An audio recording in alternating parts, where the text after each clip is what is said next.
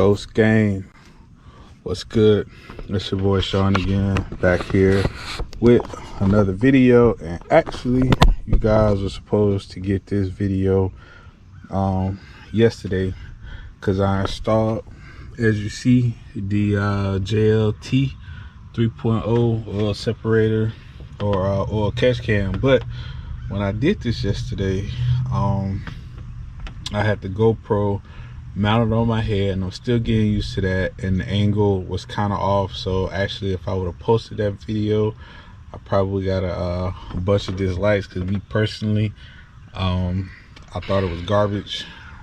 So I decided to step you through this video, and in the top right corner, some of it you'll have some usable clips of, you know, how to do the install, because there's not too many videos out there that actually have how to install it. So I think I did have enough of that left over to make a decent video. So the first thing you want to do is, there's a PCV valve here that's connected here and here. You're going to want to take use a flathead screwdriver to help you pull out that PCV valve on this end at the top, and this right here. And also, while you're at it with this one, mine's is slick because I cleaned it, but I took a towel and it helped me turn it this way to angle in the catch can. Now the next thing you want to do, there's a bolt right here.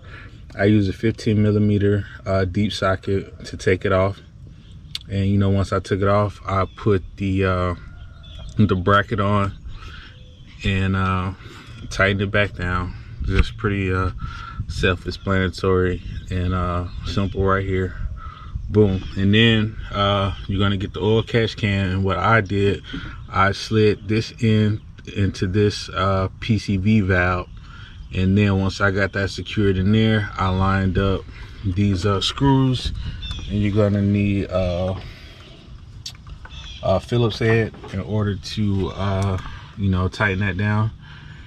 And boom, that'll be in there. And this valve already comes connected. So what you want to do is you want to slide this into this valve cover here, and you should be good to go. And I thought I was done. I checked all the fittings to make sure it was nice and snug.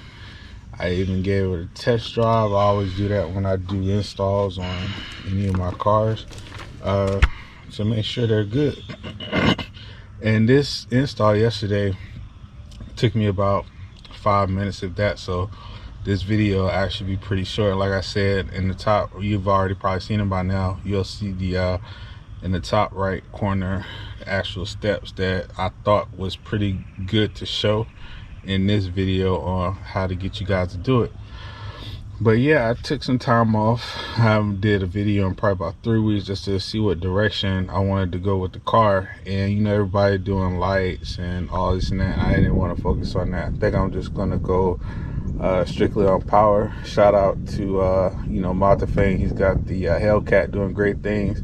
I got the Scat pack, but I want to get the most out of this. And my goal with this is 500 wheel horsepower, which I don't think it's too far to question, because I have seen some Scats on the dyno, you know, with some changes, and get to about in the 460s. So to get that extra 40, that's what I'm pushing for. And the next thing is this thing right here. I'm in the process of going back and forth with the Hell box or a different cold air intake, because for whatever reason, no one likes this cold air intake that Mopar does. So I'm reaching out to one company in particular that's from my hometown. If you know where I'm from, and you know this other company, they should be pretty familiar. And I got to make one other purchase, a pretty hefty one for something else I want to do. And just stay tuned. I actually found a dyno shop that's probably a couple hours from me, but it's like the best one in the state.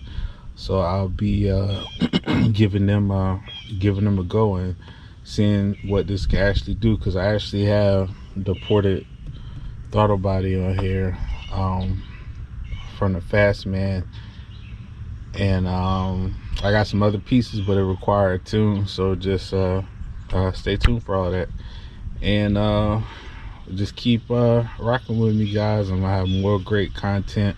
I'm changing up some things because you know what I want to do, so you'll be seeing a lot of fun stuff.